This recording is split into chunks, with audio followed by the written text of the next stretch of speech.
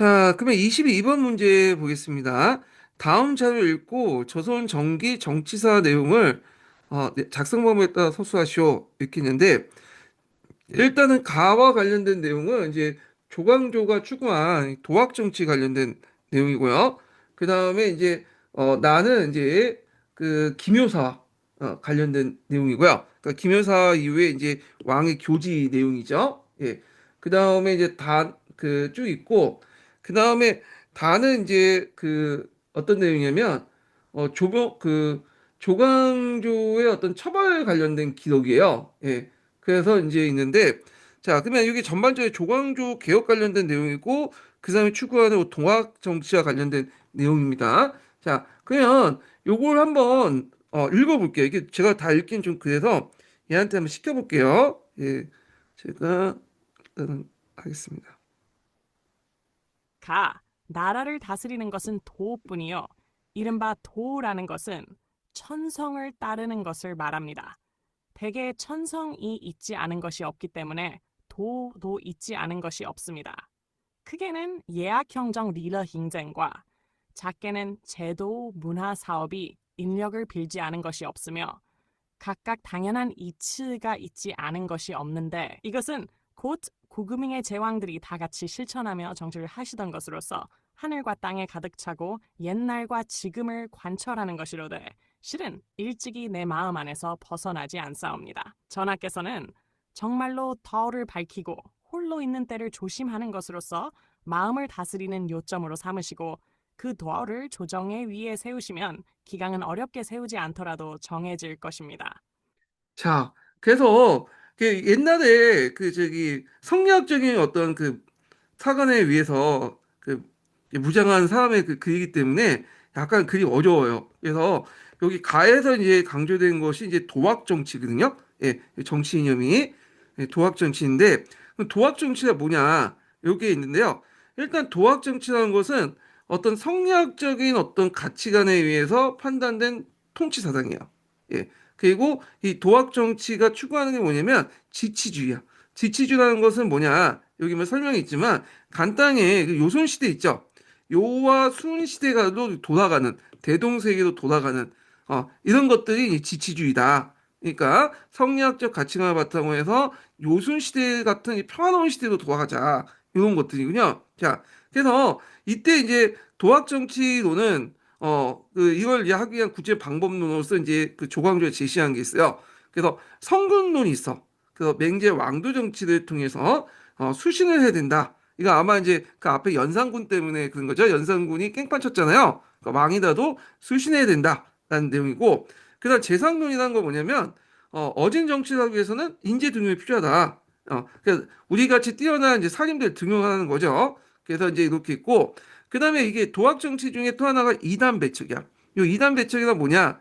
어, 성리학적인 거 외에는 다른 걸 다 배척시키는 거야. 네. 그래갖고 우리가 이제 알고 있는 뭐 도교, 불교 다 금하죠. 그래서 그 이단 배척이 하나로 도교 기관의 어떤 소격서 철폐하는지 불교 행사 금하는 거 이런 것도 있고요. 그 다음에 언론관이 있어. 그래서 인구의 올바른 통치를 위해서는 민심이 곧 천신이다라고 인식하고 이걸 바탕으로 해서 이제 그 신하들 올리는 공론 있죠. 이 공론에 입각한 정치를 해야 된다. 그래서 이제 이런 것도 있고 그에 비해서는 있고 천연합일론은 뭐냐면 성리학의 천과 인을 서로 합의한 존재로 보거든요. 이게 아마 이제 예전에 홍고 한당 유학 시기 때 그 있죠. 갑자기 청인사은설. 청인사은설 비슷한 개념이라고 보시면 돼요. 자, 그래서 정리해서 말하면 도학 정치라는 거는 성리학적 가치관에 의한 어떤 통치를 얘기하고요.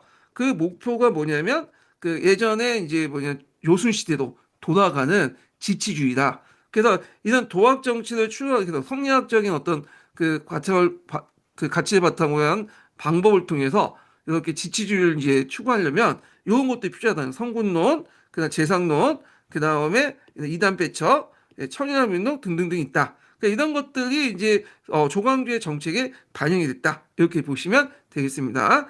자, 그 다음에 두 번째 이제 내용을 이제 좀 볼게요. 두 번째, 세 번째는 연달아 읽겠습니다. 예.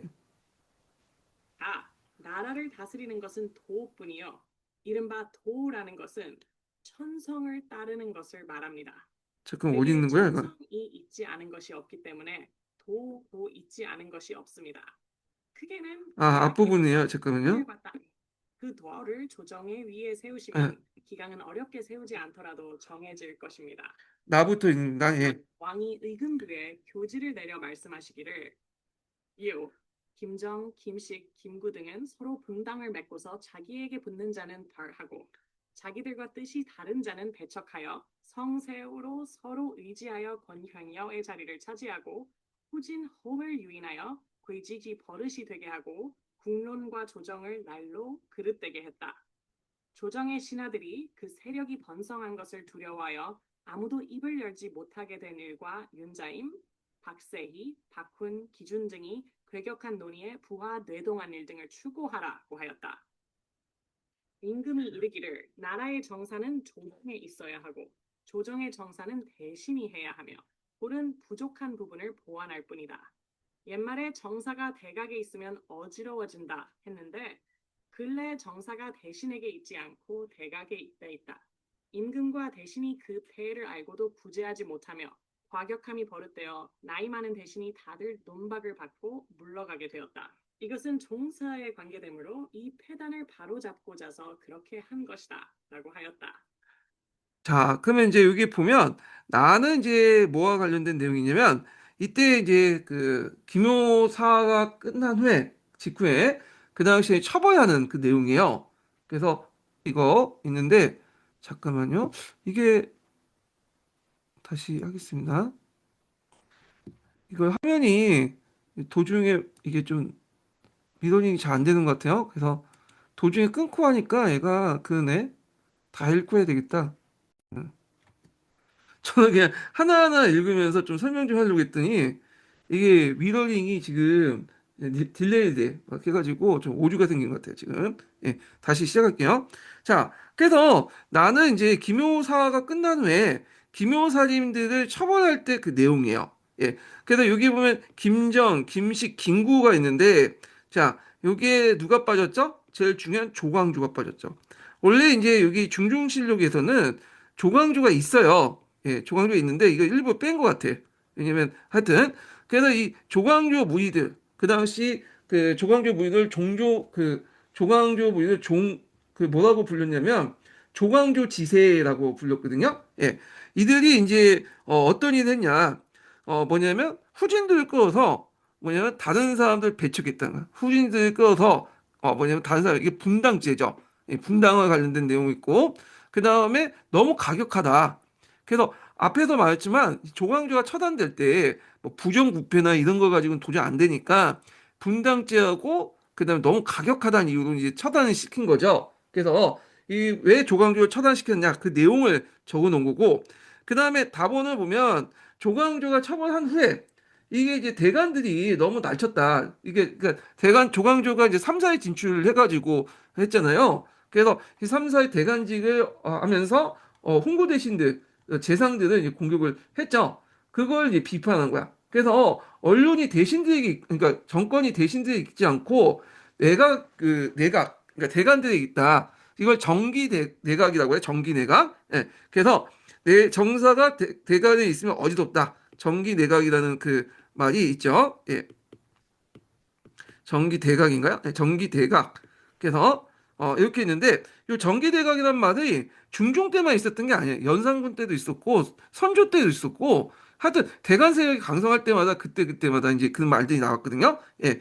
그래서 이제 그 당시에 이제 그 조광조 무리들이 조광조 기모사이들이 그 당시 대각에 그 포진되어 있었다. 이걸 볼 수가 있어요. 자, 그러면 문제를 풀어보겠습니다. 가가 의미하는 정치인형. 가가 도학 정치라고 했죠. 그 다음에 니에 들어갈 인재를 뽑는 방식. 자, 이 니에는 이제 여기 보면 보면 소분당을 맺고자 하고 자기가 붙은 자를 뭘로 했다.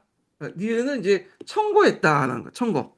분당을 짓기 위해서 이제 청구했는데 일반 과거 시험을 가지고 대장으로 자기 세력을 선발하지 못하니까 일단 이 한량가를 이용한 거죠. 한량가라는 것은 일단 1단계 청고고 2단계는 이제 뭐냐면 어떤 이제 천재지변이나 시책에 대한 어떤 대책문을 쓰는 거야. 근데 1단계부터 청거다 보니까 이미 이제 자기가 맞는 구미에 맞는 사람들 뽑아가지고 한 거죠. 그러니까 2단계 시험이라고 해도 자기 안에서 시험이야. 그들 간의 리거죠. 예, 그들 간의 리거. 그러니까 당연히 1단계부터 이제 조광조 사람이 뽑다 보니까 자연스럽게 이제 그 뭐냐 청구에 입각한 이런 이제 그 편량가 조항 또한 어떻게 되겠어요?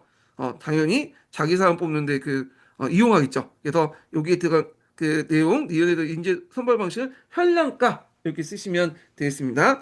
그 뒤에 들어갈 것은 이제 대간이죠. 대간은 여러분도 알다시피 대간과 그다음에 강간으로 온지다. 대간은 사원부, 강간은 이제 그 사관원 이렇게 하죠. 거기다 홍문관이 플러스돼서 3사인데 3사에 이제 뭘 했다? 그 당시 이제 살인들이 많이 등장됐어.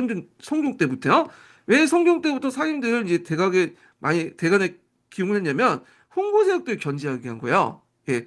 그래서 중종 때도 자기가 집권했지만 홍보 세력들에 의해서 떠밀려서 집권한 거잖아요. 자기 기반도 없죠. 그러다 보니까 이제 이 홍보 세력을 견제하고 자신의 기반을 좀 강화시키기 위해서 그다음에 조광조 같은 기묘사님들을 적극적으로 대간에 이제 등용해서 홍보 세력을 견제하려고 했는데 견제는 잘했는데 문제는 자기도 비판했다는 거예요.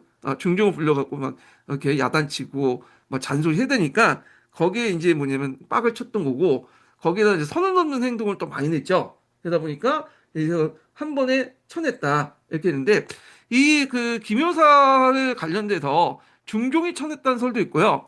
중종은 그 생각을 쳐낼 생각 없는데 어떤 이제 홍보 대신에 압박 때문에 어쩔 수 없이 했다라는 설도 있어요. 그래서 이게 기록마다 좀 약간 해석마다 좀 다르거든요. 그래서 요거는 제가 저 밑에다 적어놨으니까 좀 보시면 될 것 같고요. 자, 다에서 등장하는 정치 세력 간의 관계를 중시로 나 사건의 역사적 성격을 서술하시오. 자, 이게 다에서 들어가는 그 정치 세력은 뭐겠어요? 일단은 대간이 있겠죠. 대간. 예. 그 다음에 이제 이 대각이 대간이에요. 예. 그리고 이제 여기 노대신들이 나오니까 여기는 뭐예요? 재상이죠. 재상. 예.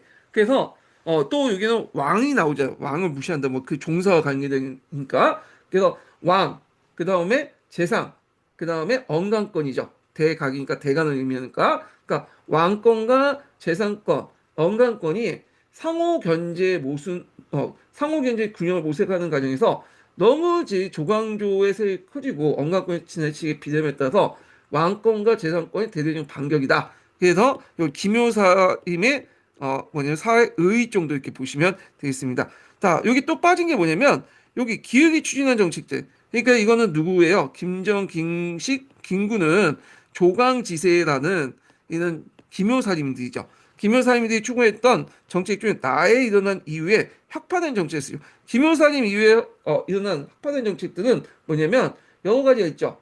앞에 이윤 삭제 조치도 허파됐고 현랑가 없어졌죠. 항약 실시 없어졌죠. 예. 근데 예전에 어떤 소격서 있죠. 소격서. 소격서는 요거는 뭐냐면 폐지는 허파가 안 됐어요. 그러다가 이제 나중에 중종의 엄마가 징징대고 해가지고 결국 소격서에서 소격소로 이렇게 격탈돼가지고 잠깐 이제 부활됐다가 다시 선조 때 없어졌어요. 그래서 소격서는 이게 이제 조광조든 다른 대신이든 일단 성리학적 마인드를 가지고 있는 사람들이면 좀 약간 이게 언젠가 폐지돼야 할 정책이었거든요.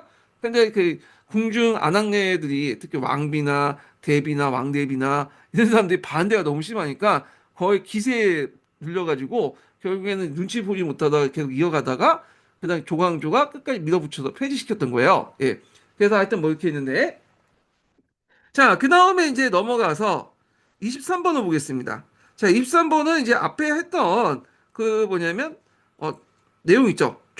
강해군이 쫓겨난 그 내용들. 그래서 이제 여기 부차 전투, 그 다음에 샤르우 전투 관련된 내용 있고, 여기 이제 뭐 정묘 호란 관련된 내용이 있어요. 예. 그래서 그 관련된 또그 약조도 있고요. 그래서 이제 정묘호난하고 그리고 그 당시 산후 전투 그 관련된 내용입니다. 부차 전투하고 모무용도 나오죠. 그래서 요걸 한번 읽어볼게요. 이거 끝까지 한번 읽어보겠습니다. 이게 도중에 끊어지면 이게 미러닝이 좀 약간 오류가 생기더라고요. 잠깐. 예. 그래서 한번 읽어보겠습니다.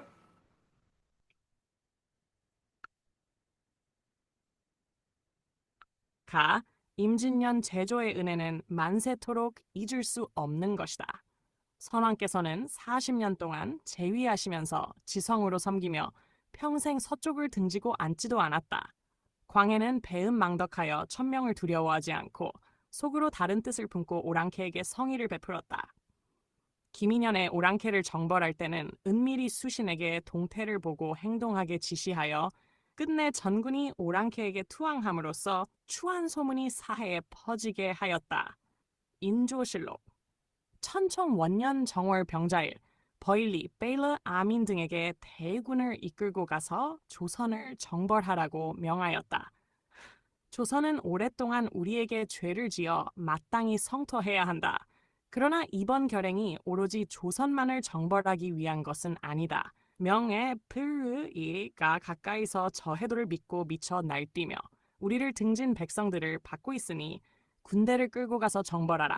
만약 조선도 취할 만하다면 함께 취하라. 정태종실록 조선국왕은 지금 금국과 맹시한다. 두 나라가 화호를 결정하였으니 이후로는 서로 맹서를 준수하여 각자의 나라를 지키도록 하고 잡다한 일로 다투거나 도리에 어긋나는 일을 요구하지 않는다. 만약 조선이 금국을 적대시하여 화호를 위배하고 군사를 일으켜 침범한다면 하늘이 재앙을 내릴 것이고 만약 금국이 불량한 마음을 품고 화호를 위배하고 군사를 일으켜 침범한다면 역시 하늘이 앙허를 내릴 것이니 두 나라 군신은 각각 신의를 지켜 함께 태평을 누리도록 할 것이다. 천지산천의 신명은 이 맹약을 살펴드리소서. 인조실록 자, 그래서 이제 여기 한번 이제 지문을 읽어봤고요. 그럼 내용을 이제 파악하겠습니다. 자, 가지문은 좀 약간 익숙하죠. 그 앞에 강해군 폐위 당시에 이목 대비 조소 내용이거든요. 그래서 앞에 이제 좀 읽었죠. 자, 그래서 이것도 이제 또 다른 버전 형태로 문제를 낸 거예요. 여기 보면 기획에 해당한 전투 써라. 김인현의 오랑캐를 정벌할 때, 그래서 이제 요거는 앞에서는 그 했던 일을 이제 한 거죠. 강호님이 전투를 파견, 강호님 파견해갖고 이제 명나라를 도와주는 그런 건데, 여긴 전투 이름이라고 썼어요. 그러면 요 전투가 뭐냐? 요게 사도원 전투라고 돼 있는데, 제가 아까 말했지만 이 사도원 전투는 좀 달라요. 제가 이제 좀 이따 읽어 드릴 텐데, 사도원 전투보다는 이거는 엄밀히 말하면 부차 전투예요. 사도원 전투는 그 전에 있었던 전투고, 그 같은 이제 그 전쟁을 전투라는 과정에서 그 부차 전투도 있었거든요. 엄밀히 부차 전투야. 근데 이제 요게 주의할 건 뭐냐면 그 뒤에 내용이 중에 내용을 보면 은밀히 수신에게 동태를 보고 행동을 지시하며 그 어랑께 투항하게 했다. 이게 이제 그 당시 이제 서인들이나 남인들이 그 퍼져 있는 소문인데 이 당시 이제 강해군이 그 이렇게 강홍님을 파견하고 나서 몰래 보내서 몰래 이제 그 불러가지고 적당히 보고 눈치 보고 항복해라. 이렇게 명령을 내렸다는 거예요. 예. 그러니까 강홍님이 딱 보니까 명나라가 깨지고 있으니까 그냥 뭐냐 싸워보지도 않고 항복했다 그렇게 돼 있거든요.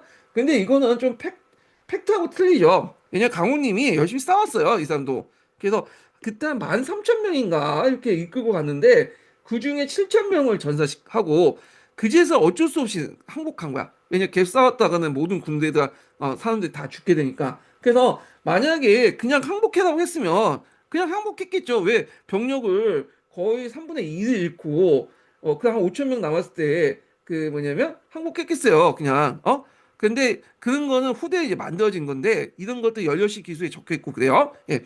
자, 하여튼 요거는 이제 팩트가 아니고 이제 나중에 그 만들어진 어떤 그 페이커다 이렇게 보시면 되겠습니다. 그래서 요 전투 요게 이게 두 번 나왔잖아요. 강홍님을 파견했고 그다음에 이게 전투 명칭이 뭐냐? 사두 전투지만 이게 정확하면 부차 전투예요.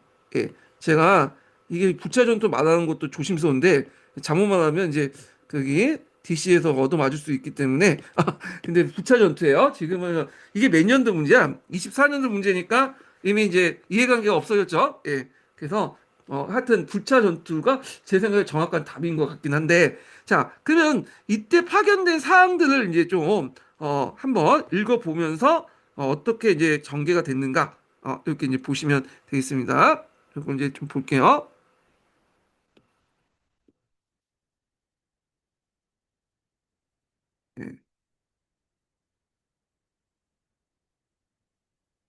요게 그 당시 그 파견, 어, 원정된 그 관련된 내용입니다.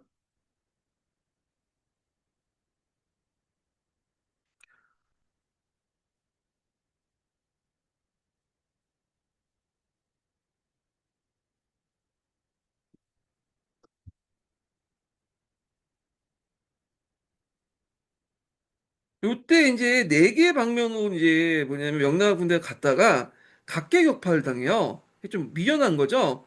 그래서 한 곳에 모여가지고 이제 하나하나 격파를 했는데 각계 격파를 당해 누다치 군에게. 그래서 이렇게 이제 좀 보시면 되겠습니다. 그래서 강홍림 군은 동루군에 이제 같이 참여했다가 부차에서 격파당해서 지게 돼요. 예. 건주 여진을 통일하고 1616년에 칸으로 즉위하여 후금을 일으킨 누르하치는 1618년 명나라에 대해 7큰 원한, 7대안을 내걸고 선전포고를 하고 요동의 명거점인 무순을 공격했다. 명나라는 이에 대해 양호를 요동 경략으로 임명하고 여진을 토벌하게 했다. 그러나 명군은 예산 부족으로 군사의 결집에 시간이 걸렸으므로 양호는 병력을 보충하기 위해 후금의 북쪽에 접해 있는 예허족과 남쪽에 있는 조선에도 원병을 요청했다. 예허는 여진을 통일하기 위해 누르하치와 대립하고 있었기 때문에 이것에 응했다. 한편 조선의 국왕 광해군은 출병을 꺼렸지만 임진왜란 때 명의 도움을 받은 일이 있기 때문에 거절하지 못하고 조선은 도원수 강홍립에게 1만여 명의 병력을 주어 압록강을 넘게 했다. 1619년 10만의 명군은 양호의 총사령관으로 하여 전군을 4개의 군단으로 나누어 4곳으로 누르하치의 본거지 허투알을 포위하기 위해 진격을 시작했다. 누르하치는 허투알라에서 명군 전체와 싸우는 것을 피하고 각계 격파를 시키기 위해 먼저 허투알라 북방에서 첫 번째 공방의 거점이 되는 사르후 산 및 강 맞은편에 있는 자이판 산에서 명군을 방어하기 위해 성을 쌓았다. 후금군이 성을 쌓고 있는 것을 본 두송은 북로군의 마린군의 도착을 기다리지 않고 2월 29일 사르후 앞에 호나를 건너 사르후산의 공격을 개시했다. 서로군 두송군은 사르후산을 즉시 점령하고 25천의 병력 중 1,000명을 수비를 위해 남겨두고 나머지 주력 5,000명을 자이판 산 공격에 투입했다. 누르하치는 6기의 45,000명을 스스로 이끌고 20,000명의 병사가 대기하고 있던 사르후의 명군 진영을 급습했다. 사르후를 지키는 명군은 적군이 자이판으로 향한다고 생각했기 때문에 완전히 기습을 받은 형태가 되어 혼란과 어둠으로 인해 화력을 거의 살리지 못한 채 접근전에 의해 괴멸당했다. 이 과정에서 서로군을 이끌었던 두송은 전사하였다. 강홍립은 1만 3천 명의 조선군을 이끌고 유정이 이끄는 동로군에 참여하여 후금과 싸웠다. 후금군은 북상하는 유정의 군을 노성 남쪽 부차에서 요격해서 격파하였다. 조선군도 이때 싸웠지만 7천 명이 전사하고 말았다. 더 이상 승산이 없다는 것을 강홍립 등은 출전의 본뜻이 아님을 후금군에 알리고 투항하였다. 소문에 의하면 광해군으로부터 형세를 보아서 항배를 정하라는 밀지를 받고 항복했다고 한다. 항복한 후에도 강홍립은 후금의 내부 사정을 본국에 알리고 양국의 화의를 성립시키려고 노력하였다. 부차 전투 관련된 자, 그래서 요거 이제 파악을 해두시면 될 것 같고요. 자, 그러면 내용을 이제 또 문제 풀어보겠습니다. 자, 여기 보면 이제 여기 니은에 들어갈 인물이 있는데 명의 강홍님, 이때 이제 쳐들어올 때 명군 중에 강홍님이 가까워져서 저 해도를 믿고 밀쳐 낫뛰며 있거든요. 해도하고 이제 강홍님하고 연결돼서 이제 보시면 되는데 요 해도가 그 뭐냐면 철성 가도죠. 가도. 예, 여기. 그러면 이 그 뭐냐면 요 강홍이라는 아니 이 사람이 모문룡이라는 사람이 어떤 사람이냐 요걸 이제 좀 봐야 될 텐데 모문룡은 요동을 지켰던 장군이에요. 예, 그러다가 이제 후금에 의해서 요동이 빼앗긴 후에 모문룡은 소수의 병력을 이끌고 요동의 진강을 공격했어요. 이 진강이 여기 있거든. 요동반도 있으면 여기 있어. 진강. 그래서 여기가 이제 명나라하고 우리나라 이제 예전에 사신들이 왔다 갔다 할 때 이 진강에 잠깐 머물렀다가 이제 곧바로 북경에 가 있었거든요. 예. 그러니까 청나라 때 책문하고 비슷한 그 지역이었다. 이렇게 보시면 돼요. 그래서 일단은 점령을 했어. 근데 대책이 없는 게 진강을 보급을 받지 않고 진강만 점령을 한 거야. 사방이 적이고. 그러니까 국번호 뭐냐면 후금을 공격을 받고 쫓겨났겠죠. 그래서 건너가서 이제 쫓겨나서 압록강을 조선을 건너온 거예요. 그리고 조선에서 가만히 있으면 되는데 그 압록강 맞은편에 대포를 쏘면서 요동을 수복했다가 외치고 이제 다니는 거예요. 그러니까 이때 강해군 때군요. 그러니까 강해군은 이게 잘못하면 후금하고 충돌할 수 있겠다. 그래서 모문영을 설득해서 그 압록강 그 하류에 있는 철산 가도에 이 모문영과 그 군대를 그쪽으로 이제 옮겼어요. 그래서 대신에 상당한 군량을 이제 정기적으로 주기도 하고요. 그래서 가도에 이 주둔한 모문영은 포면적 막 요동수복을 내고 있지만 실질적으로 이제 요동수복보다는 조선, 후금, 명나라는 중개물을 통해 이득을 챙겼거든요. 그래서 이제 그걸 통해서 얻은 이익 중에 일부를 또 한가에게 뇌물을 바치면서 또 명나라 쪽 지원을 받고 자, 그러니까 후금 입장 볼 때는 이 모문영이라는 존재가 상당히 눈에 가실 수밖에 없죠. 별건 아닌데 여기에 딱 있으니까 뒤통수를 때릴 수 있잖아. 그러니까 이제 그 조선을 치면서도 요 모문영도 동시에 치려고 했어요. 근데 이게 잘 안 됐어요. 그 당시에 이제 그 후금은 해군이 없다 보니까 바다를 건널 수가 없었어. 예. 그러다가 이제 치다가 나중에 이제 뭐 항해도 지역에서 조선과 이제 뭐냐면 하일 맞고 빨리 귀국했잖아요. 그 중에 하나가 이제 그 중에 하나가 이제 뭐냐면 이 모문영의 존재 때문에 모문영이 뒤에서 칠 수 있기 때문에 이게 뭐냐면 호텔을 했는데 물론 그 외에도 정묘호란 같은 경우에는 이제 군대 수가 그렇게 크지 않았어요. 그거 가지고 뭐 한양을 공격하고 뭐 그 조선왕을 항복시키기는 좀 어렵다고 판단한 거고 그 뒤에 이제 막 보급로가 이제 없이 그냥 계속 달려오다 보니까 조중에 끊어질 수가 있잖아. 조선군이든 모문영 간에. 하여튼 그것 때문에 빨리 이제 뭐냐면 하약을 맞고 이제 물러났다. 이렇게 보시면 되겠습니다. 자, 하여튼 이렇게 있고 자, 밑줄진 디귿으로 변화한 양국 관계 내용을 두 가지 쓰시오. 요 다와 관련된 내용은 정묘단 때 맺어진 정묘약조예요. 정묘약조. 정묘약조 내용이 많죠. 예. 그래서 이제 거기 내용을 보면 이제 그 뭐냐, 형제 관계죠. 후금은 형이고 조선은 동맹이다. 동생이다. 그래서 이때 이제 외교 관계의 변화는 형제 관계로 전환됐다. 이렇게 쓰시면 돼요. 그래서 이제 여기 보면 외교 관계니까 금이 형, 조선이 동생이 되는 형제맥을 맺었다. 이렇게 있고 그 외에도 조선은 금과 강화에도 명을 적대지 않는다. 이건 뭐냐면 사대 관계는 계속 허용해 주겠다는 거야. 그러니까 너네들이 뭐 사대 관계를 맺든 말든 신경 안 쓰고 우리하고 강하고 그 다음에 나한테 형이라고 불러라. 형제관계 맺자. 그리고 조선이 아우인 조선이 청나라에게 세표를 바친다. 이게 대외 관계야. 그래서 명과 조선의 사대 관계를 인정하면서도 조선이 명과 후금 간의 중립 정책을 이렇게 유지시키도록 하는 그런 정책을 이제 펼쳤다. 이렇게 보시면 되겠습니다. 자, 그거 외에도 뭐 여러 가지 있어요. 어, 그 학약이 설립되면 곧바로 군대를 철수한다. 그리고 양국 군대가 서로 압록강을 넘지 않는다. 특히 이제 국경에 간무역을 설치한다고 하거든요. 왜냐면 이제 청나라 같은 경우에 지금 그 당시 후금이었죠. 후금은 이렇게 이제 예전에 이제 명나라와 교육하면서 식량이나 이런 것도 얻어왔는데 명나라와 전쟁하다 보니까 명나라부터 얻어온 그 식량을 공급이 끊어지게 되죠. 그래서 새로운 공급선을 확보하기 위해서 조선과 시장을 형성해서 조선의 쌀을 뭐냐면 이렇게 받아들이려고 했다. 그래서 이때 이제 뭐 북강 개시라고 해서 중간 정 개시나 이런 것들은 이제 개시가 두 군데 설치되죠. 예. 그래서 이제 이런 내용들 좀 기억을 해두시면 되겠습니다. 그래서 정료 약조 관련된 내용 중에 대외관계 관련된 내용들 좀 기억을 해두시면 되겠고요. 자, 그 다음에 넘어가서 여기 보면 이제 명해전에 적혀 있는 거죠. 예전에 나왔던 종계 변무 사건 관련된 내용이에요. 그래서 요거 한번 좀 보겠습니다. 한번 읽어볼게요.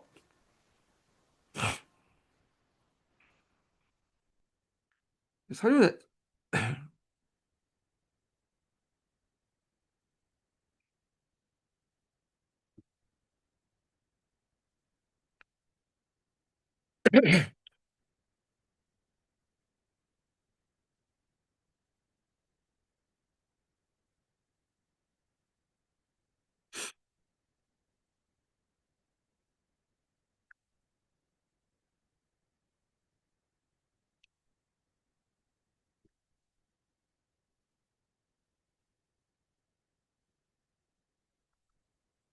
조훈 두훈에 이르길 조선국은 즉 고려이다. 및 아들 이성계가 홍무 6년부터 홍무 28년까지 앞뒤로 왕신의 왕을 시해하고 임시로 이를 맡고 있다. 중략 먼저 영락 원년 그 국왕이 자신의 세계가 문무신의 후손이 아니라고 상주하며 조훈에 기재된 시역의 일을 변호하여 밝히니 조서를 내려 개정을 허락하였다. 정덕 가정연간에 여러 차례 요청하였고 모두 칙서를 내려 장유하였다. 만력 3년 1575 사신이 다시 이전의 요청을 말하자 사관의 시관에 조서를 내려 편집하게 하였으니 지금 아래와 같이 기록한다.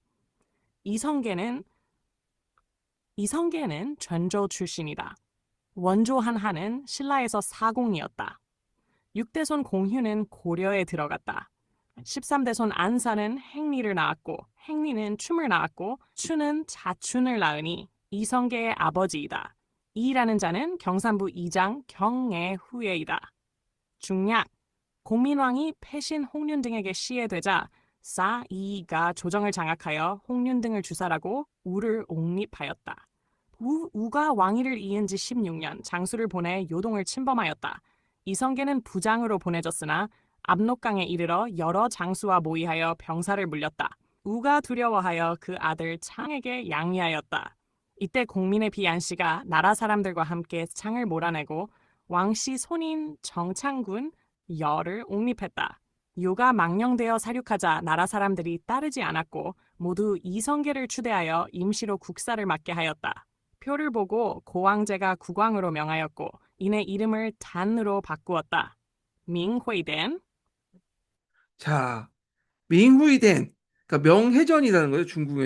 얘는 한자를 중국식으로 발음을 하더라고. 자, 그래서 이제 여기에서 좀 설명하기 전에 명해전에 대해서 좀 설명할게요. 자, 명나라 해전이라는 것은 명나라의 제도사와 관련된 거예요. 보통 해록, 해전 들어가면 제도사 관련된 거예요. 그럼 왜 명나라 제도사에 왜 조선 관련된 내용이 적혀 있냐 하면 여기 제도 안에는 이제 조공 채권 관계도 있겠죠. 그래서 조공 채권 관계 조선도 관련된 내용이잖아요. 그러다 보니까 조선에 있는 내용이 명해전에 적혀 있는데요.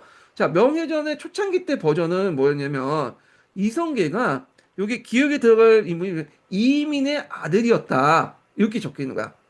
그래서 요 이민이라는 사람이죠. 자, 이렇게 잘못 적혀 있어.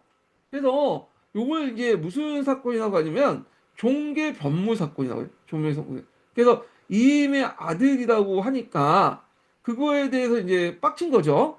조선 정부는 이임이 어떤 사람이에요? 고려 후기 때 이성계가 대립됐던 그 건신 아니야. 근데 이 사람이 뭐 아들이냐? 이성계 아들 말이 안 되는 거다. 그래서 그 얘기가 왜 들어왔냐면 그 당시에 이제 그 이성계 정적했던 윤희와 이초가 명나라에 도망가면서 허위 사실을 보고했어. 그 중에 하나가 뭐냐면 이민이 이성계가 이민의 아들이었고 그 다음에 이제 이성계와 공양이 손을 잡고 저기 명나라를 치려 한다. 그런 식으로 허위 사실을 이제 뭐냐면 알렸고 이걸 나중에 이제 조선에서 사신을 파견했다 그 소식을 예부에서 들은 거예요. 예. 그리고 이걸 계기로 해가지고 대규모 이제 숙청 작업을 하게 되는데 이게 실제로 이제 제대로 된 사실인지 그건 잘 몰라요. 아마 제 생각에는 공안 사건인 것 같아. 꾸며진 공안 사건. 왜냐면 상대방들 자기 반대파를 제거하기 위해서 한 것 같은데 그때 윤희 이초 사건을 계기로 해가지고 그때 그 정몽주 중심으로 한 이제 그 세력들이 아니 윤희 이초 사건을 계기로 해서 그 당시 폐가 입진 때 쫓겨났던 그 이색이 있죠. 이색이나 그 따르는 무리들, 온건 개혁파들을 뭐냐면 쳐내기 위한 어떤 작업이었다. 이렇게 보고 있거든요. 자, 하여튼, 윤희 이초 사건을 계기해서 이색을 따르는 그 온건 개혁파들을 1차로 쳐냈는데 그 과정에서 뜻하지 않게 정몽주가 이걸 보고 나서 태도를 바뀌었죠. 원래 정몽주는 위화도 해군 이후에 폐가 입진까지도 뭐예요? 그 정도전하고 이성계 입장을 같이 따서 급진개합하다 이제 볼 수 있는데 이 윤희 이초 사건을 보고 이 보니까 왕조를 교체해서 자기가 해먹겠다는 생각을 한 거야. 이색이 이색 무리들이 이제 수청당을 보고 그냥 안 되겠다 해갖고 윤희 이초 사건 이후에 정몽주가 뭐냐면 급진개합하러 나와가지고 원공개합에 합류했죠.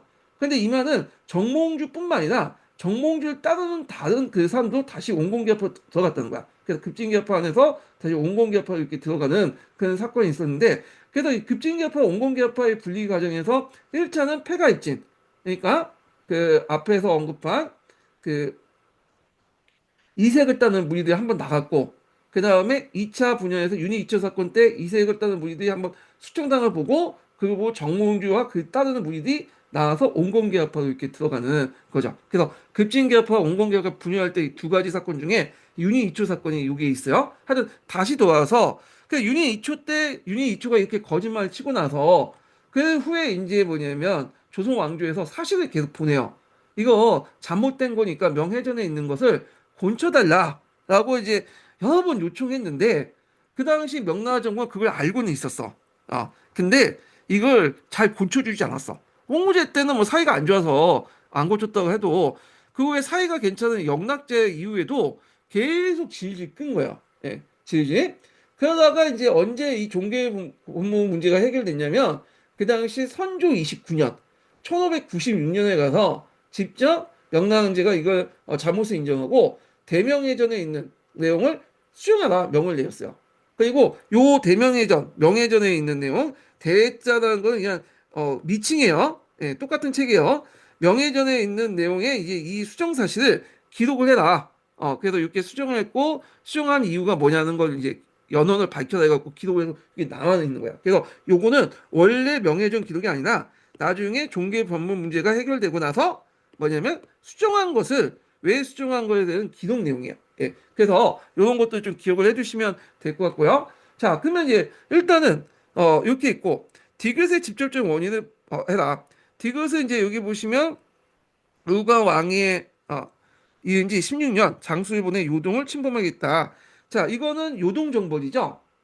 이 요동정벌을 했다는 것은 아까 얘기했지만 명이 천령 일대에 그 뭐냐 천령인을 설치하기는 원래 이 천령 자체가 저기 어디면 쌍성총관부 지역이에요. 원래 원나라 땅이었는데 우리가 명나라 계승이니까 이제 이어받겠다. 그래서 이 천령인을 이제 설치했는데 엄밀히 천령인은 이미 공민왕 때 회복한 영토잖아. 근데 거기에다 무슨 천령을 설치하냐. 그래서 논쟁이 있었고 그때 강경파였던 최영이 이참에 이제 저 주인 없는 요동을 치자. 요동 정벌을 주장을 했던 거고요. 자, 그 다음에 이제 또 문제 풀어보겠습니다. 자, 창할 명분을 니은의 명분을 서술할 것. 창을 몰아내고 왕시송인 정창국 요를 옹립하자. 이건 뭐냐? 창은 뭐야? 창왕이죠. 창왕. 참고로 우왕과 창왕은 시호가 아닙니다. 이게 이름이에요. 신우 신창이야. 그 당시에 완우 왕창이라고 불렸지 모르겠지만 나중에 고려사를 집필하고 나서 이름을 이제 성을 바꿨죠. 예. 그래서 이거는 이제 신돈의 자식이다.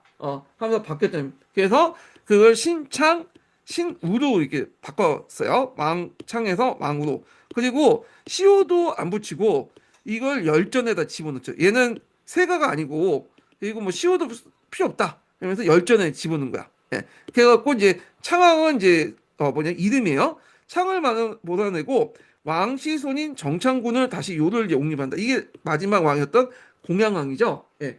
그래서 요때 이제 내렸던 명분 폐가 입지를 내서 우왕과 창왕을 그 부자가 신돈의 자손이 하겠다. 자, 그래서 이제 신돈이 이제 뭐냐면 그 예첩 중에 한 명을 이제 뭐냐 임신시켜 놓고 그걸 누구한테 바쳤어요? 예, 공민왕한테 바쳤죠. 그래서 이게 이름을 예첩 이름을 제가 까먹었는데 그 공민왕이 하다가 관계를 맺고 이제 애를 가지니까 자기인지 알고 있다가 이제 애를 낳았어. 그 얘가 그 여자가 그러니까 원래 신돈의 자손인데 공민왕이 자기하고 이제 관계를 맺다 보니까 자기 자손인지 안 한다 봐. 그러니까 약간 이제 미천한 그 여자 밑에서 나온 자손이기 때문에 좀 숨긴 것 같아. 그래서 민가를 맡겼다가 나중에 이제 데리고 와서 뭐냐면 자기 세자 삼았다. 그래서 이거는 우는 공민왕의 자손이 아니라 누구의 자손이다? 여기 그 신돈의 자손이다. 뭐 이런 식의 이제 내용인데 확실하지 않아요. 이거는 그냥 고려사를 저수했던 그 목적 자체가 고려 왕조의 어떤 이제 멸망을 강조하기 위해서 이제 하고 조선 왕조의 건국의 정당성을 마련하기 위한 거잖아요. 그러다 보니까 공민왕 이후의 역사를 좀 깎아내리는 과정에서 이렇게 이제 뭐냐면 만든 얘기일 수 있어요. 예. 자, 하여튼 폐가 입진. 근데 이 폐가 입진을 계기로 해가지고 앞에서 얘기한 것처럼 이때부터 이제 갈려져 나간 거죠. 온건계합과 급진계합 등 주는 둘 다 거기 위화도 회군까지는 찬성했어요. 근데 1차 때는 아까 이제 폐가 입증하기 위해서 이색 무리가 떨어져 나갔고, 그 다음에 2차 유니 2초 사건 때 계기로 유니 이색 사건 이색 무리를 내는 과정에서 급진계합파에 있던 정몽주 일파가 또 떨어져 나온 거예요. 예. 그래서 이제 이렇게 두 번에 거쳐서 급진계합파 온고 개혁파가 이렇게 분리가 나갔다. 이렇게 보시면 될 것 같은데요. 자, 요걸 제가 이제 표로 좀 정리해 놨어요. 요게 이제 이렇게 표가 있거든요. 급진계합파, 온건계합파 분열 과정. 1차 분열, 폐가 입진. 그다음 2차 유니 2초 사건. 그래서 요걸 계기로 정몽주, 이색 등 고려 왕조들이 종속해가지고 쭉 있는데, 자, 그래서 이렇게 있고, 그래서 이제 여기 있는데 잠깐 이게 내용이 틀리네. 아, 얘가 정리를 잘 못했네. 잘못된 겁니다. 잠깐만. 보니까 얘가 제가 이거 챗GPT를 통해서 정리를 하고 있는데 얘가 엉터리 정리했네. 정몽주는 빼고요. 예. 그래서 정몽주 빼고 이색만 하면 이색. 예. 이색 있고 그래서 이성계도 있고 정몽주는 여기다 포함시키면 됩니다. 아직 정몽주는 요 단계에서는 아직 급진계합파에 있었어요. 그러다가 윤희 2초 사건에 비해서 정몽주를 중심으로 해갖고 다시 이제 뭐냐면 빠져나가죠. 예. 윤희 2초 분열. 예. 1차는 이색 계열. 그다음에 윤희 2초는 정몽주 계열. 이렇게 이제 보시면 되겠습니다. 제가 이거 정리를 좀 해달라고 했더니 얘가 지금 엉터리로 정리했어. 확인하지 못한 내가 잘못이긴 한데 너무 이제 AI를 믿었던 상태. 이게 예전 버전이기 때문에 지금은 잘 정리할 거야 아마. 새롭게 이제 버전이 바뀌었으니까. 자, 하여튼 이렇게 이제 지금까지 한 내용 있죠. 요게 이제 고려 후기부터 이제 관련된 조선 초기 때 정치사, 고려 후기 때 정치사죠. 예. 그래서 요걸 한번 또 개관할 필요가 있어가지고 요것도 한번 읽어보겠습니다. 아이고.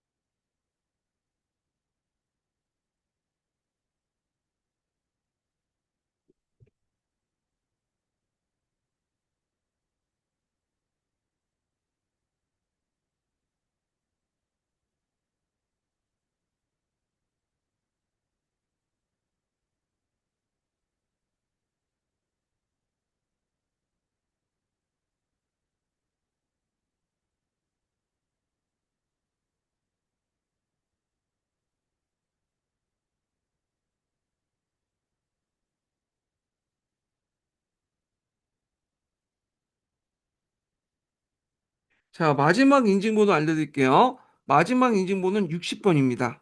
네, 마지막 인증번호 60번이에요.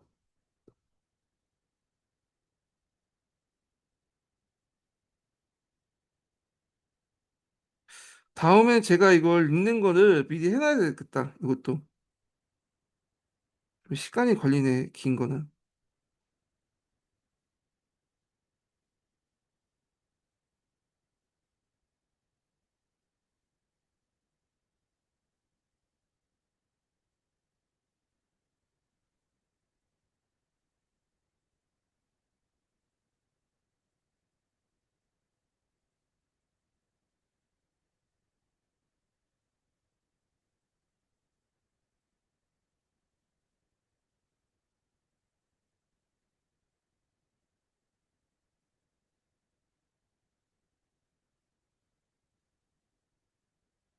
좀 길지만 읽어보겠습니다. 네, 다 됐네요. 아유, 기네. 조선 태조 이성계의 세기에 대한 명나라의 오해는 1390년 공여 이성계의 정적이었던 윤이 인뇨와 리추가 명나라로 도망가 허위 사실을 보고하면서 시작되었다. 이들은 공양왕이 고려 왕실의 후손이 아니고 이성계의 인척이며 이성계는 고려의 권신 이임 리르넨의 후손이라고 주장했다. 이와 관련된 윤희 이초 사건은 뒤에 있는 내용 참조. 명나라는 이 주장을 사실로 받아들여 자국의 공식 기록인 태조실록과 대명회전 다민후이덴에 그대로 기재하였다. 조선이 이 오류를 인지하게 된 것은 1394년 태조 3, 4월 아, 지금 들리세요? 서신이 가져온 항의문에 포함된 고려 배신 이인임 지사성계 금명단자운 잠깐만요. 이ren련이 장괴 진민단저 이게 지금 들리지 않는 것 같은데? 이는 고려의 배신 이인임의 후손인 성계. 예, 잠깐 중단하겠습니다. 이거 보니까 이게 내용이 지금 얘가 잘못한 것 같아. 지금 TV 컴퓨터 화면 속에서 들려야 되는데 이게 안 들리네. 예. 자, 일단은 다시 할게요. 예, 하다가 안 되면 예, 각자 읽는 걸로 하죠. 잠깐만요. 다시 하겠습니다. 조선 태조 예. 이성계의 시기에 대한 명나라의 오해는 1390년 이성계의 정적이었던 윤희 인우와 리추가 명나라로 도망가 허위 사실을 보고하면서 시작되었다. 이들은 공양왕이 고려 왕실의 후손이 아니고 이성계의 인척이며 이성계는 고려의 권신 무리 이이님 리른의 후손이라고 주장했다. 이와 관련된 윤희 이초 사건은 뒤에 있는 내용 참조. 명나라는 이 주장을 사실로 받아들여 자국의 공식 기록인 태조실록과 대명민후이댕에 그대로 기재하였다. 조선이 이 오류를 인지하게 된 것은 1394년 4월 명나라 사신이 가져온 항의문에 포함된 고려 배신 이인임지 사성계 금명단자운 가오리 배전 리ren리 장괴 진명단저 유민이라는 구절을 통해서였다. 이는 고려의 배신 이인임의 후손인 성계, 지금 이름은 단이라고.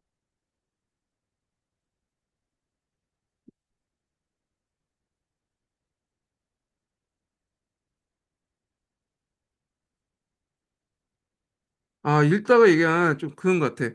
이거는 이제 각자 읽어보시면 되겠거든. 같이 읽어보려고 했더니, 얘가 좀 그러네. 예. 자, 하여튼 이렇게 있고, 자, 그 다음에 이제 문제를 이제 풀어보겠습니다. 예. 자, 여기 보면 1번 문제, 정치 조직과 이제 군사제도 관련된 내용을 이제 풀어볼게요. 자, 요거는 이제 뭐와 관련된 거냐면, 1번 문제는 조선시대 때 이제 군사제도, 군역제도와 관련된 내용이에요. 그래서 그 내용을 이제 보면요. 자, 여기 잠깐 요거부터 이제 좀 보면 자사 홍수기 아래기를 군사대 원만과 교통은 더욱 심합니다. 각 고을의 경주인. 자, 이 경주인이라는 사람들 이제 좀 설명하고 넘어갈게요. 자, 여기 주인자가 붙으면 보통 조선시대 때 중개인이라는 뜻이야. 중개인. 음. 그래서 중간에 이제 이렇게 서면서 여러 가지 일을 하는 중개인들인데, 그래서 이 경주인은 뭐냐? 원래는 이제 그 각 고을에, 각 고을들이 있잖아요. 고을에 이제 그 서울의 아전을 파견해. 거기에서 이제 각 서울의 아전을 파견인데, 그 아전을 보통 이제 그 경절이라고 하거든요. 경절이. 근데 이 경절이가 했던 역이 뭐냐면 경주인역이에요. 그래서 요걸 통해서 이제 어떤 그 역을 하냐? 중앙과 자기가 속하는 지방 가나가 중개 역할을 한다라는 거죠. 그래서 그 중개 역할 중에 이제 또 뭐가 있냐면 군역과 관련된 내용인데, 예를 들어서 이제 군포 같은 거 있죠.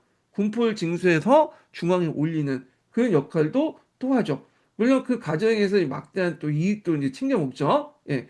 자, 그러니까 이 경절이가 담당한 경주인이 여기 상당히 이제 뭐냐면 이익이 많다는 소문을 듣고, 그다음에 검문 세력들은 이 경주인 역을 사들이게 돼요. 그래서 자기 머슴이나 사람한테 시켜. 그래서 거기서 막대한 이득을 또 챙기고 하거든요. 그래서 그러다 보니까 이게 문제가 된 거야. 처음에 이제 대리가나 뭐 방군 수포지 할 때는 한 사람당 뭐 2필, 3필 정도 내면 되는데 2필, 3필이 아니라 뭐냐면 이제 뭐 4필, 5필까지 요구하게 돼요. 이게 이제 그 일종의 방문수포제 대립제는 간행이잖아요. 법은 명시되어 있지 않고. 그러니까 이제 말들이 많으니까 안 되겠다. 현실을 인정하고 대신에 이제 뭐냐면 1년에 2피 정도 되면 뭐냐면 면제를 해주는 군적수포제를 실시해요. 군적수포제. 그리고 처음에 군적 수포제는 이제 경군에 해당됐다가 나중에는 그 비슷한 제도가 지방군까지 다 이제 확산이 되죠. 그래서 이제 이렇게 관련된 내용을 이제 보시면 되겠습니다. 자, 그러면 이제 문제 풀어볼게요. 자, 이때 이제 이 시기 때 밑줄친 경주인의 이제 맡은 임무를 세 가지 이제 쓰시오. 이렇게 있거든요. 자, 여기 세 가지 쓰는데 일단 이 경절이들이 맡았던 역이라고 이제 보시면 돼요. 경절이들이 맡았던 아까 경주인 역과 관련된 내용입니다. 그래서 중앙과 지방의 연락을 담당하거나 부세 상납을 주선하거나 서울과 서울에 있는 해당 지방 관리나 군인의 신병 책임 지방 공납물 대납, 그 다음에 군역 담당, 뭐 이런 것도 이제 다 한 거죠. 공납도 담당하고 군역도 담당하고. 자, 그러다 보니까 얘들이 상당히 이제 뭐냐면 막다른 이득을 챙길 수 있었다. 예, 이렇게 보시면 되고요. 경주인 관련돼서 제가 이제 여기다 적어놨어요. 그래서 한번 읽어보시고요. 자, 그 다음에 이와 같이 군사대 상황을 개선하기 위해서 당시 국가가 취한 조치를 한 줄 이내 쓰시오. 자, 경주인을 담당했던 이제 뭐냐면 이게 그 대간집 머슴들 이런 사람들이 이게 뭐냐면 대납하는 과정에서 많은 이제 면피를 받죠. 그러니까 안 되겠다. 그래서 이걸 법으로 명시해 놓자. 그래서 실시된 것이 뭐냐면 여기에 군적 수포제죠. 군적 수포제. 그래서 군적 수포제 관련된 내용도 제가 이제 적어 놨습니다. 예. 그래서 군적 수포제는 반군 수포제 대입제 관행을 합법화시킨 건데 군역을 담당했던 성인 남자가 1년에 2필씩 군포를 정부에게 내면 군역을 취소를 하였다. 그래서 이제 요 군적 수포제를 이제 했던 내용이고요. 그 다음에 이제 2번을 보겠습니다. 자, 2번은 이제 뭐와 관련된 내용이냐면 유황소하고 경제소 관련된 내용이에요. 예. 그래서 요거는 좀 한문 사료 관련된 내용인데 좀 길지만 읽어보기로 하겠습니다. 예.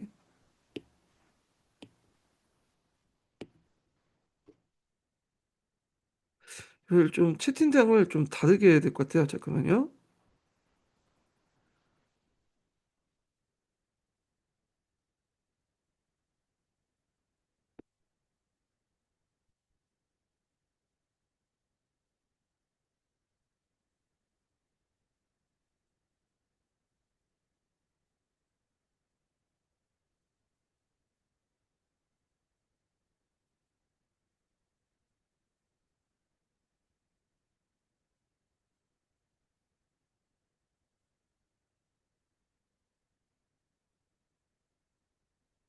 자, 한번 읽어보기로 하겠습니다. 예. 난 사헌부 대사헌 허응 등이 시무 7조를 올립니다. 넷째, 주부군현에 각각 수령이 있는데 향원 가운데 일 만들기를 좋아하는 무리들이 가 유양소를 설치하고 시도 때도 없이 무리지어 모여서 수령을 헐뜯고 비방하며 사람을 올리고 내치며 백성들을 침탈하는 것이 교활한 관리보다 심합니다. 원컨대 모두 위치 혁파하고 제거하여 오랜 폐단을 제거해야 합니다. 광릉부원군 권능 이극배 리극배가 의논하기를 주부군 현에는 각각 토승이 있습니다. 그 서울에 살면서 벼슬 하는 곳을 나 경자소라고 합니다. 나 경제소에서는 그 고향에 살고 있는 토성 중에서 강하고 현명한 품계를 가진 관리를 선택합니다. 때에 충주의 백성이 그 고을 수령을 고한 적이 있었는데 당시 가 유양소에서 수령을 고소한 것은 불가한 일로 여겨 그 사람들을 너무 심하게 핍진하여 이에 임금에게 들려지게 되었기 때문에 폐지시킨 것입니다. 전략, 혁파한 이래로 고향의 풍속이 날로 투박하여졌습니다. 신이 생각건대 또한 다시 유양소를 세워야 한다고 여깁니다. 비록 갑자기 투박한 풍속을 바꿀 수는 없을지라도 또한 풍속은 유지되고 완악한 무리들은 거의 조금은 그칠 것입니다.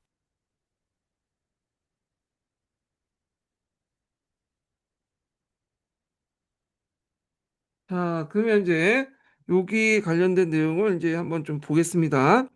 자, 요거 이제 보기 전에 유황수하고 관련된 내용을 좀 볼게요. 이게 유황수 변천 과정을 좀 있는데, 자, 여기 보면 유황소는 그다음 고려기 때 유황 풍관들이 있었잖아요.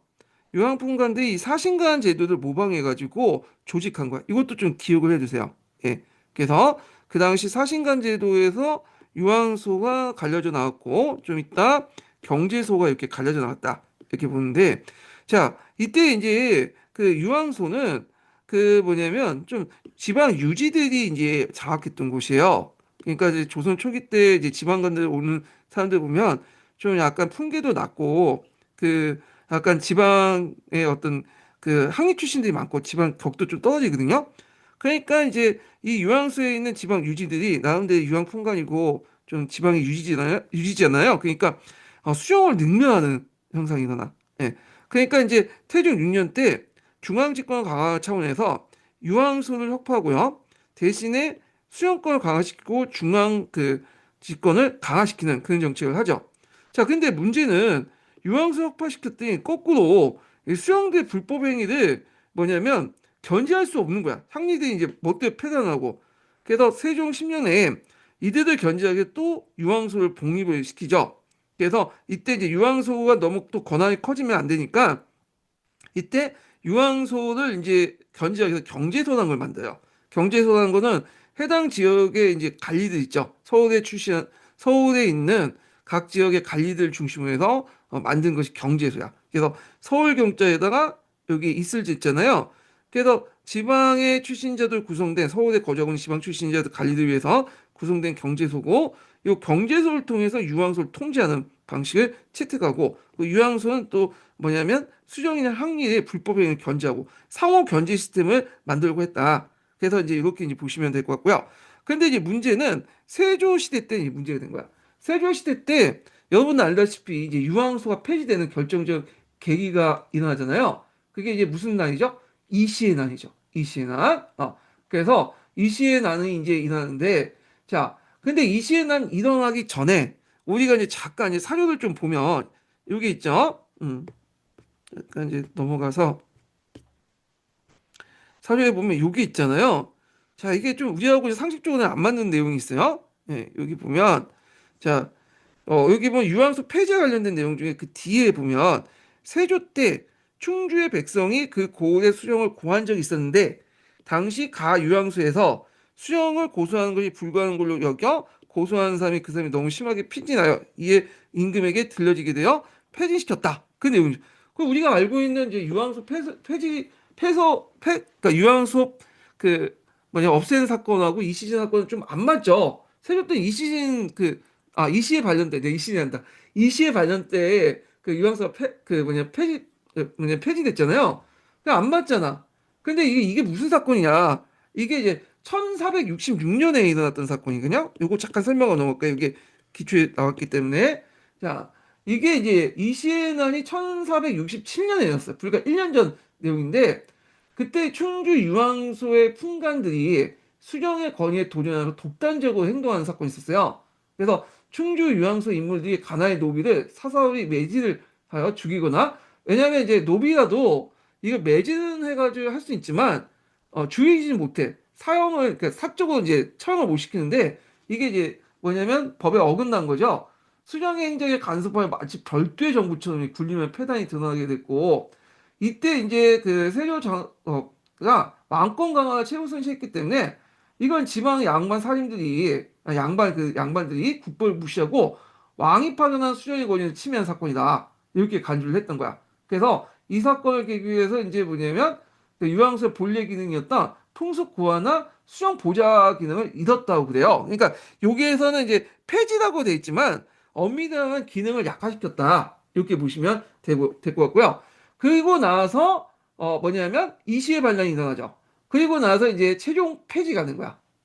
그래서 이제 앞에 이제 기능을 약화시켰던 이제 유황소를 다시 이시의 폐지 때 여기가 거점에 대해서 이제 일어나니까 어떠냐면 아예 폐지시켰다. 이렇게 보시면 되겠습니다. 그래서 유황소 허파를 했다. 그래서 요거를 이제 보는 것은 이제 뭐냐면 기능 약화. 그리고 1년 뒤에 이시의 반란이 일어나서 결국에는 폐지. 이렇게 보시면 되겠습니다. 이해되시겠죠? 그래서 이렇게 연결해서 보시면 돼요. 저도 이거에 대해서 잠깐 있다가 자료 찾아보니까 그렇게 돼 있더라고요. 예. 그래서 이제 이렇게 있고 다시 넘어가서 자, 유황술 폐지하고 이시연난 때 폐지하고 나서 그때 사림들이 그 당시 이 유황술 이제 다시 복립을 해가지고 자신의 기반을 삼은 거예요.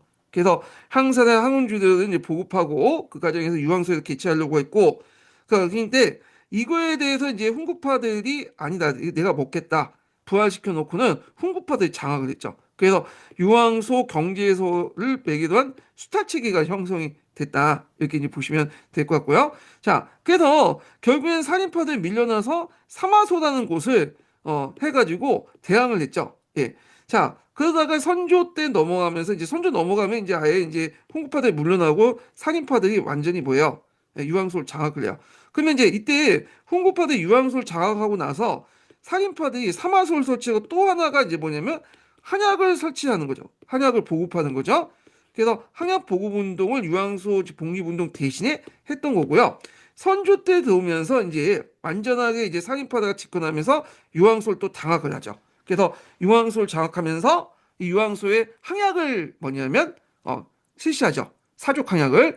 그래서 이것이 나중에 경제소 폐지된 후에 유황소를 뭐라고 부르냐면 항약이 실시한 곳에서 항청이라고 불러요. 항청. 예. 그래서 이제 이렇게 이제 변천 과정이 있다는 걸 좀 기억을 해두시면 되고요. 자, 그러면 유황수를 둘러싼 이제 그 내용을 보면 일종의 지방을 둘러싼 지방의 권력 관계를 둘러싼 어떤 대립 구도가 형성된 것이 보이거든요. 그래서 이제 좀 정리해 보면 일단 초기 때는 중앙 권력하고 유황 풍계를 매개한 지방 권력의 대립 이렇게 이제 있고요.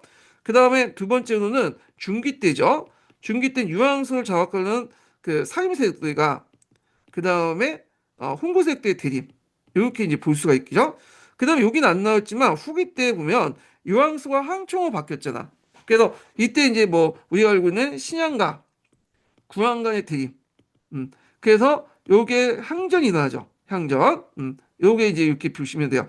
그래서 이제 이렇게 한번 유황수를 정리했습니다. 여기까지는 이제 문제가 여기 초중기 때 관련된 내용만 이제 나왔어요. 초기와 중기인가? 예. 하여튼 초중기 때 관련된 내용들만 나왔고 후기 관련된 내용은 뒤에 또 나와요. 예, 그래서 그때 이제 한번 또 풀어보기도 하고요. 자, 그러면 이제 다시 내용을 보겠습니다. 자, 여기 뭐 있는데 가어에 들어갈 내용은 유향소 이렇게 보시면 되고요. 예, 그리고 또 나에 들어갈 것은 경제소 이렇게 이제 보시면 되죠. 예. 자, 그다음에 밑줄진 기획을 요청한 이유가 뭐냐? 예. 기획을 이제 요청한 이유가 여기 보면 혁파를 주장을 했거든요. 예. 그래서 이제 혁파를 주장했는데 자, 여기가 이제 언제 때냐? 태종실록 때야. 태종실록. 여기 볼 때는 항상 이제 그 실록을 봐야 돼. 어떤 기간인지. 유황수가 그게 우리가 이시의 난 때문에 폐지된 게 아니거든요. 태종실록 때는 앞에서 첫 번째 케이스죠. 중앙 권력하고 지방 권력의 어떤 대립. 그래서 지방의 토착 세력들이 유황fun관들이 자신의 이제 거기 유황수를 바탕으로 해서 지방에서 내온 지방관을 무시하고 심지어 살해하고 그래서 전설의 고향에서 이제 지방관들 수령들이 죽었다는 얘기가 귀신에 의해서 죽었다는 얘기가 다 이제 조선 초기 때 얘기예요. 그래서 죽여놓고는 귀신 때문에 죽었다, 뭐 이렇게 덮어 씌운 거죠.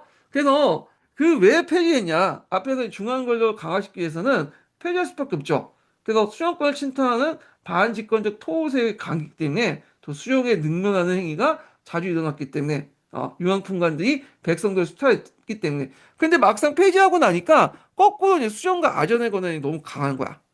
그러다 보니까 수령과 아전을 또 견제하기 위해서 뭐냐면 세종 때 또 유황수를 복립을 하죠.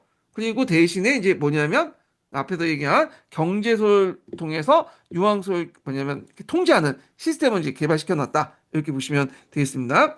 자, 그러면 가와 나의 관계를 서술하시오.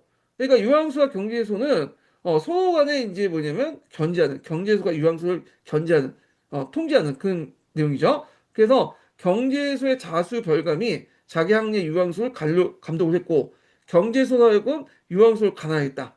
예, 이렇게 있는데 자 경제소가 유황수를 이제 가난하는 그 시스템은 나중에 이제 폐지가 돼요. 이게 언제 때 폐지되냐면 선조 36년에 폐지돼요. 그래서 경제소가 확파되면서 유황소가 이때 이제 뭐냐면 향총으로 개정해. 그래서 예전에 경제소가 향임, 자수별감을 임명을 했거든요. 근데 이때 이제 유황소에서 항초가 바뀐 후에 자수별감은 기본적으로 수정이 이제 임명하기로 했는데 근데 실질적으로 그 밑에 있는 사람들이 뽑아가지고 수정이 추인해주는 그런 제도였다. 그렇게 보시면 되겠습니다. 그래서 이 유황소 관련된 내용은 16세기 때, 15세기에서 16세기 때 관련된 내용이에요. 그래서 이렇게 이제 정리를 좀 해봤고요. 자, 그 다음에 이제 요거 뭐 읽다가 도저히 끊어질 것 같아서 못 읽겠어. 그래서 각자 읽어보시고, 자, 그 다음에 이제 문제가 이제 뭐냐면, 3번을 보겠습니다. 자, 조선시대 때 지방행정제도 관련된 내용이야.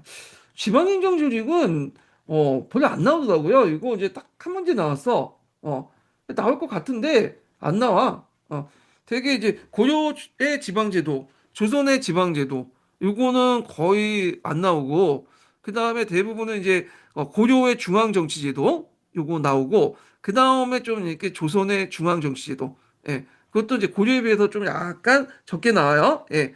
자, 그래서 뭐 지방행정 조직은 그냥 간단히 보시면 될 것 같아. 그러면 일단은 좀 보겠습니다.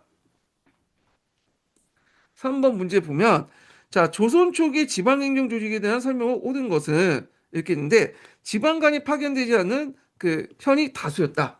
어, 여기 보면 틀렸죠 이거는요. 예, 이거는 고려시대는 속현이 주현보다 다수였죠. 예, 이게 그러다 점점 고려 중국이 넘어서 속현이 이제 없어지고 주현화되기 시작했잖아요. 근데 고려 초기 때는 속현과 주현에서 속현이 더 다수였고 고려 후기 때 점점 이제 주연화됐다. 이건 여러분들 다 아실 테고. 자, 그렇지만 이제 그 조선 시대 때는 모든 이제 속견이 폐지되고 다 주연에 관리를 파견했어요.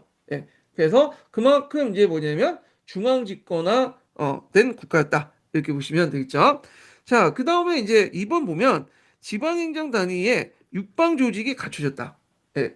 그래서 조선 시대 때 향년 육방 조직 개편됐는데 보통 육방 중에 이방, 호방, 형방을 상공령이라 해서 되게 이제 중시 여겼고요.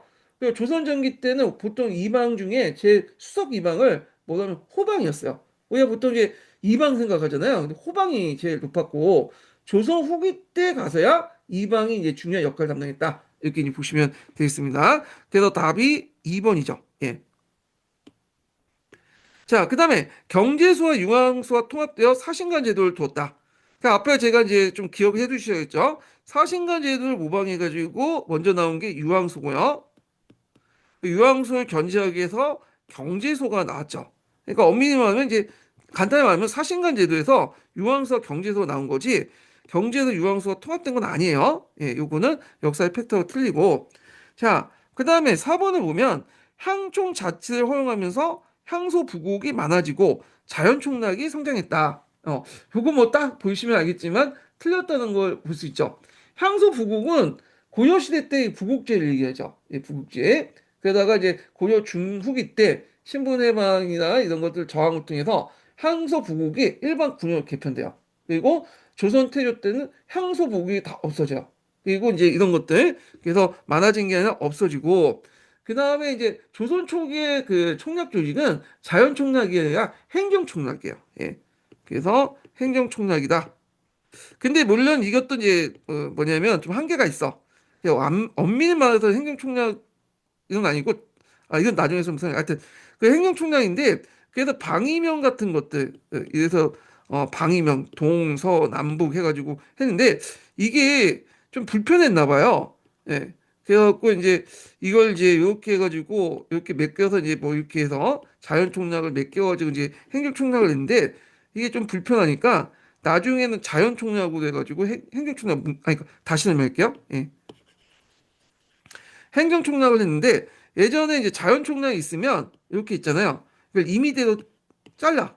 그래서 뭐 여기를 뭐 니 여기 니 이런 식으로 행정총락 만들어놨어. 조선 전기 때. 그래서 방위명을 붙였거든. 동리, 서리, 남리, 북리. 근데 이제 이게 너무 불편하니까 그 조선 후기 때 들어가면 아예 이제 행정총락을 이렇게 임의적으로 구분하는 게 아니라 자연총락을 바탕으로 구분했어요. 그래서 몇 개 구분해서 요걸 이제 면으로 하고 이런 식으로 예 그래서 이런 식으로 이제 해서 자연 총락을 구분했다. 그래서 이게 좀 다르긴 한데 뭐 중요한 건 아니에요. 이미 여기부터 틀렸으니까. 자, 그래서 답이 이제 2번이다. 이렇게 이제 보시면 되겠습니다. 자, 그 다음에 제가 이제 그 조선시대 때 이제 여기 잠깐 보시면 지방 행정제도를 정리를 좀 했거든요. 제가 정리한 건 아니고, 예, 공무원 교재에서 정리한 내용들 이제 좀 뺏겨왔습니다. 예, 그래서 이제 거기 보면 유수경도 있고, 그다음 오부 팔도 감형도 있고, 경지에서 유황소 관련된 내용도 있고, 한번 보시면 되겠습니다. 자, 그 다음에 이제 사법 문제 볼게요. 사법 문제. 자, 고려와 조선 왕조의 중앙 권력 구조 내용과 역할 분담을 고려해서 다음 부분에 답하시오. 그래서 이게 이런 문제가 이제 요즘에 시험 문제 안 나오죠. 네. 이게 논술 형식의 문제인데 그래요. 자, 하여튼 4-1번 같은 경우엔 고려나 중앙이나 조선이나 이게 중국의 주대에 영향을 받았어. 네. 그래서 주대에 이제 바탕으로 이제 한 게 있다. 예, 이렇게 보시면 되고 그래서 이제 조선 쪽의 그 건국의 주도 세력들이 유교 정치의 시원의 하나로서 정치체로서 주대를 이제 주목해서 주대에 입각해서 이제 어떤 여러 가지 개혁 사업을 했거든요. 왜냐하면 유교 자체는 개혁 자체를 별로 그러니까 인위적인 개혁을 별로 안 좋아해. 국가 권력 개입해서 근데 주례는 그것을 뭐냐면 허용해 줬죠. 국가 권력이 직접 개입해 갖고 어떤 준하나의 이상적인 제도 이런 것들 만드는데 크게 역할을 해주고 이제 뭐 적어놨기 때문에 되게 개혁 사상하면 대 주례를 입각한 거야. 주례를 해서 국가가 권력을 개입해 갖고 권력에서 예전에 준하나의 어떤 주공시대의 이상적인 모습들 구현해 나간다. 그래서 이제 그 당시 급진개혁파들은 요 주례를 통해서 공개형 개념을 적극적으로 도용해서 뭐 그 시장에서도 공영, 그 다음에 수공업에서 간장, 그 다음에 그 수상업에서 공영제도, 토지 공개념에서 가전법 이런 것들 이제 했다 이렇게 보시면 되겠습니다. 자, 그 다음에 고려와 조선 왕제 정책 결정의 시행 부서도 역할 분담을 쓰시오. 이거 너무 많죠. 예. 그래서 일단은 이제 기출 문제에다 적어놓긴 했는데 요거 너무 많아. 그러니까 요거 참조만 해주시고 4-3번의 중앙정부의 구조를 변화네요. 거의 시험은 안 나오죠. 그래서 이제 일단은 요거를 한번 이렇게 했습니다. 그래서 전반적인 이제 인사이트를 얻기 위해서는 한번 보면 괜찮은데 이거 자체가 뭐 구체적 시험 문제 안 나올 것 같아요. 제 생각에 나와도 주례 정도 시험 문제 나올 것 같거든요. 왜냐면 이게 중국사에서 주례 이제 자주 언급돼 있잖아요. 그래서 잠깐 이거는 이제 읽고 넘어가겠습니다. 이거 뭐 이게 나올 가능성 없긴 하는데 일단은 어떤 이제 경향을 파악하기 위해서 좀 시험 문제 한번 읽어볼게요. 자, 이것도 도중에 끊어지면 그냥 읽기를 포기할게요. 이게 예전에 잘 읽다가 이게 못 읽네, 얘가. 예. 읽기를 이제 시작하겠습니다.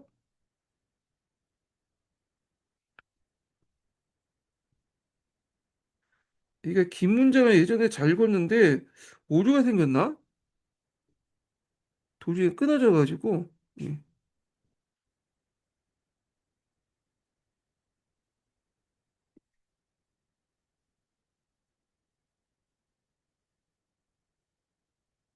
참고만 하세요.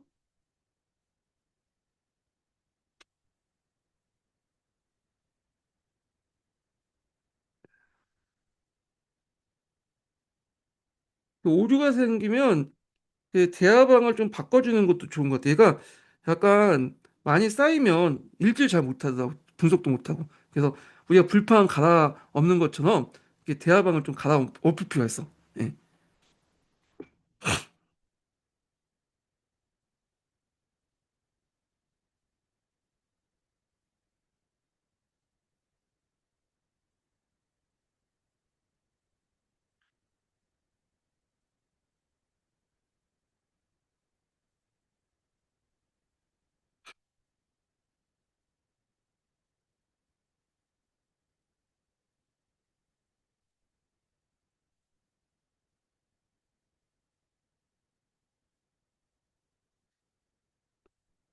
자, 읽겠습니다. 주례인은 왕실의 관직 제도와 전국시대, 장고시대 각 국의 제도를 기록한 책으로 후대 중국과 우리나라에서 관직 제도의 기준이 되었다. 원래의 이름은 주관 또는 주관경, 저우관징이었는데 전한 말에 이르러 경전에 포함되면서 리징에 속한다고 하여 주례라는 명칭을 얻게 되었다. 예기리지, 의례와 함께 삼례삼리를 일컬으며 당 이후 사삼경 13징의 하나로 포함되었다. 주공이 편찬했다고 전해지고 있지만 여전히 후대에 저술되었다는 설이 있다. 유교 정치 이념인 공개념을 바탕으로 국가 권력이 사회 경제 전반에 적극적인 통제 및 간섭을 강조하는 법가적인 색깔이 강하다. 그래서 중국의 역대 개혁 정책에 주례를 내세워 진행되었다. 조선 초기 건국의 주도 세력들도 유교 정치를 실현할 수 있는 정치 체제로 중국 3다의 이상 사회를 나타낸 주오리에 주목하였다. 이들은 고려 말에 들어온 성리학을 정학으로 일단 긍정하면서도 주례를 모범으로 하여 새로운 국가의 여러 제도를 정비하고자 하였다.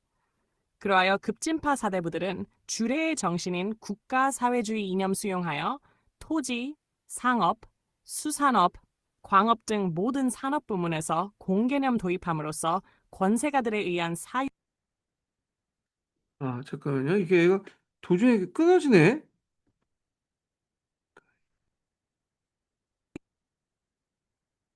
주례어리는 주 하나로 인 색깔이 아까 강하다. 돌려서 이를 읽을게요. 이용하여 수공업에 있었다. 네.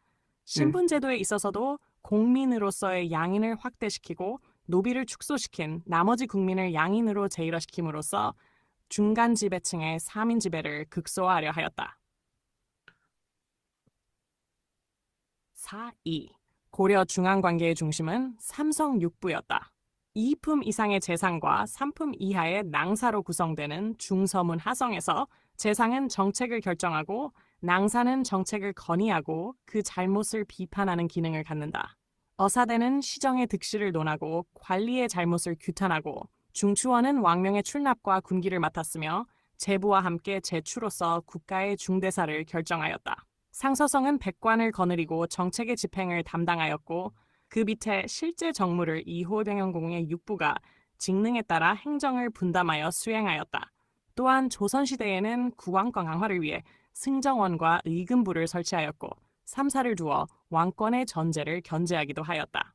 4.3. 고려의 정부 구조의 틀은 그대로 조선 왕조에 전승되어 조선에서는 의정부와 육조, 개편, 역할을 분담시켜 정책 결정과 수행, 감찰에 있어 유기적으로 긴장 관계를 유지하였으며 동시에 모든 관료 집단을 당상관, 당하관, 참하관으로 정하여 삼형으로 분화시키고 상호 견제와 긴장 관계를 구조적으로 유지하여 정책 결정, 집행과 감시의 기능을 갖추도록 하였다.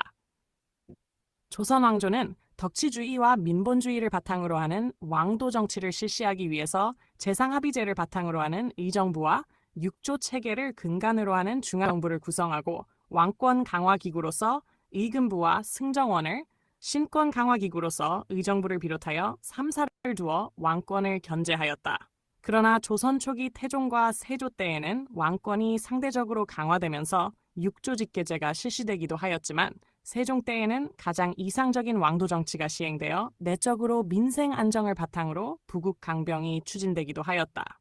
네, 오늘 다 여기까지 읽고 다음 시간에는 이제 그 다음 문제, 어, 5번 문제 그 세도 정치기 때 비변사 관련된 내용을 하겠습니다.